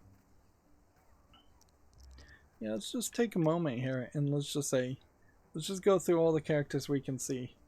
No. If I say no to it, it means it's not a character that should have been in this game and is probably just being added to pad out the numbers. No to Absorbing Man. I'd say no to most of Agent Coulson. We don't need one with a destroyer gun, one without. Agent Carter, they did something with, so I'll say yes. And yes to one Agent Coulson. Agent Sitwell, you needed somebody that was Hydra, but I don't know if it had to be Sitwell. No to Williams. No to him. No. Amadeus Cho, they didn't do anything with him, but maybe there would have been something interesting there. Agent Chavez, I wish they'd done more there. Ant-Man, yes, I wish they'd done more with him. Archon, completely unused, and like he does seem to be just a standard character. Arnim Zola in his classic robotic form and in his regular form. Interesting. No. Baron Strucker, not if you're not going to use them. Batroc, no. Beta Ray Bill, no. Beth the waitress, like she's gonna make coffee and spin. And she can throw coffee cups. And she can't fly. No need for her unless you're gonna use them. Black Goliath, no. There's a character that grows bigger. which means they spent extra effort there. Let's see. A lot of these characters just do a spin attack. If you hold down B, Bengal. Black Widow, yes, but do we need 2 different Black Widow outfits? Probably not. Blazing Skull, they should have done something more with them. But Blue Marvel, I don't even remember fighting this guy. Does he have electricity power? Brock Rumlow, have no idea who he was, but he was in the story. Bruce Banner, do you need really a Bruce Banner and a Hulk character? And do you need Bruce Banner Age of Ultron and Hulk of Age of Ultron? Bucky Barnes in classic mode, probably not, but some Bucky Barnes probably. Butterball, not needed. So many Steve Rogers are not needed. We could have easily just had 2 Captain Americas. Then Captain America's Bucky, no. Captain America's Sam Wilson, no. Captain Britain, this character is still locked. Here we have Chase, who is, I think, just a kid from Iron Man 2. Chitauri Taurus, no. Cloud9, no. The Collector is fine. They used them. Cottonmouth, nothing there. Crimson Dynamo, no. Crystal, unnecessary character considering how they didn't really go with the Inhumans in any other way other than just the Agents of S.H.I.E.L.D. people. Damage control, no, but I see a reason for that since it's an easy character to make. Dark Elf. Some of these obviously were bad guys, so it makes sense at that point. Here we have Death Locket, which I don't even know who that character is. So yeah, if they were bad guys, it makes sense that they could be unlockable and playable. But then you have a character like this that doesn't show up anywhere in the game. So what's the point? Like what's the point of making a Detroit Steel or a dinosaur? Well, the dinosaur is fun to play. I imagine you don't actually get to play him in free play mode or Diamondback. And you can see there's definitely an effort here to try to have more female characters, and I'll have to applaud that certainly, but if you're not going to give me the backstory of Diamondback, if you're not going to tell me who Dr. Helen Cho is, they might as well not exist. Here you have Hellcat. That might be Jessica Jones' sister. And then Heimdall. Heimdall was in the story. Hazmat, no. Hawkeye is Kate Bishop, is no. You also run into the problem where now that they started adding more females in general, they run into a lot of female outfits being fairly revealing.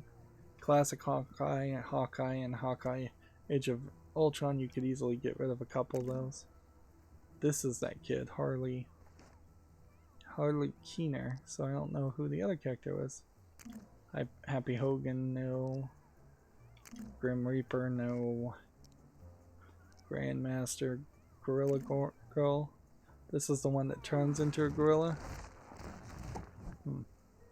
And apparently loses her clothes when she transforms. At least storyline, that was what they said. Gargoyle. No reason for Firebird. I think we'll probably just do 3 lines here. Fing Fan Foom. Like, they bothered to make him. Of course, the real question is there a way to even get a Fing Fang Foom minifig in real life? Like, man, he is huge. Which kind of violates a lot of rules and ideas, so that definitely felt like more of an experiment. You have this character Finesse, which this outfit makes it hard to tell if they're even male or female. I think they're female, but it's not a good outfit. It's not a character I recognize, so why have them in the game? Falcon is not used well enough. The extremist soldiers were bad guys. Eric Selvig having 2 different skins is probably not necessary. Ellen here, Brandt, I have no idea who that is. Egghead, I think he looks unique, but if you're not going to use him in the story, that doesn't make sense. Echo, again, a fairly high amount of skin and tone being shown in that outfit. Dum Dum Dugan was used only in one flashback sequence, so you could have skipped that. Doctor Strange is completely underused, and these are all not DLC characters. Dr. List, you don't need. So, yeah. And that's roughly about half of the characters to just talk about, excluding the DLC characters. So you could have easily lost at least a line and a half of characters here and use the other characters more, give them more lines of dialogue, put them more in the story. You could have easily done that. And then all the DLC characters obviously are not things that are important. Also, they're being fairly deceptive here in the fact that Iron Man Space and Iron Man Scuba are both not being put in the Iron Man collection, of which there is quite a lot of Iron Man suits. You definitely didn't need anywhere that many Iron Man suits. Then Iron Skull instead of Red Skull is just going to be the Red Skull in Iron Man's outfit. Let's see, Hyperion, Atlas, Citizen 5, Jolt, Mach 5. Most of these characters I don't recognize. Some of them, like Atlas, I do. Agent 13. Of course, I know Black Panther, but then you have a Captain America from Civil War being added, and a Crossbones from Civil War being added, and a Falcon as an Avenger being added, and yet another Iron Man suit. They really cheaped out on the Iron Man suits. Scarlet Witch from Civil War, War Machine from Civil War, Winter Soldier from Civil War. They clearly were going to have more Civil War story lines, and they were probably thinking that they would do Civil War and maybe even Endgame as a sequel to this. And I don't see how they could really do that now. Like, if they did do that, it would be so incredibly late, since Endgame and that movie has been out for like 2 years. Part 2 of Endgame has been out for like 2 years. And then we have Magnetron and Moonstone and Pound Cakes and Tick, and I don't recognize any of those characters, which I assume are just characters from the Captain Marvel movie or Captain Marvel universe. Wonder Man, and then Black Knight and Black Panther, Dora Milaje, Warrior, Killmonger, Manape, Shuri, Claw, Classic White Wolf, Baron Mordo, Clea. Now we're into the Doctor Strange, Dr. Voodoo, Dormammu. I have no idea who Jennifer Kale is. Mindless Ones, we saw them. The Night Nurse, I assume, is Doctor Strange also, but the Night Nurse also not really shown up much in the Marvel Cinematic Universe, even though I think they were trying to establish her as a character in the Netflix Marvel Universe. And then, frankly, I think even if you were a big fan of Agents of S.H.I.E.L.D., having Daisy Johnson and Leo Fitz and Agent Koenig and Melinda May and all of these characters, I don't even know who Bobby Morris is. I don't recognize that name.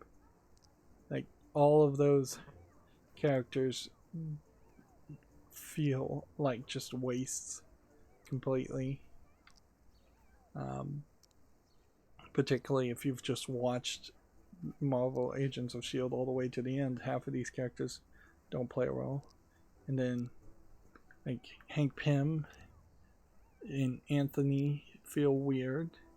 Casey Lang, I think, is the kid in the Ant-Man series. And then you have just Spider-Man characters, Spider-Girl. Interesting. And then Spider-Man, Spider-Man Civil War, Peter Parker, Scarlet Spider, Iron Spider, and then Darian Cross's Yellow Jacket. There is a apparent alternate universe in the Marvel universe, no, in the DC universe with the alternate worlds, where all the characters are female versions of the male versions. See, this would have been the character we played in LEGO Marvel Superheroes, is this one. And you kind of see that same thing happen here when you have like Spider-Girl and it's just a different outfit, or Wonder Man, which honestly I think Wonder Man actually came out before before Wonder Woman, which Wonder Woman again would have been a DC Universe thing, or it could have been that they specifically did that just to troll each other because there was fairly heavy competition. Well, anyways, we've gone nearly 2 hours and 20 minutes. We are at 84.9% done, and I think it's fairly obvious once we start getting the last 6 mini kits collections, we'll have all the mini kits, and then that will also allow us to have all the gold bricks, which will also allow us to have all the character tokens. We'll get all of that done with the Stan Lees and Perils. I guess the real number, if we look at the Stan Lees and Perils, is 8. So if it's taking us 2.5 hours to do 3 levels, we've probably got another like 6 to 7 hours of gameplay, and it's still feeling fairly grindy and just a little exhausting. Anyways, that's going to be it for this recording. As always, I ask you to like, share, subscribe, comment, and watch every second of my videos. If you want a friend to follow me on any social media sites, there's a whole bunch of links down below in the description box. And if you want to support me further, there's a link to Patreon, or you can friend me on Steam and gift me a game off my wishlist. Thank you for watching. Have a good evening.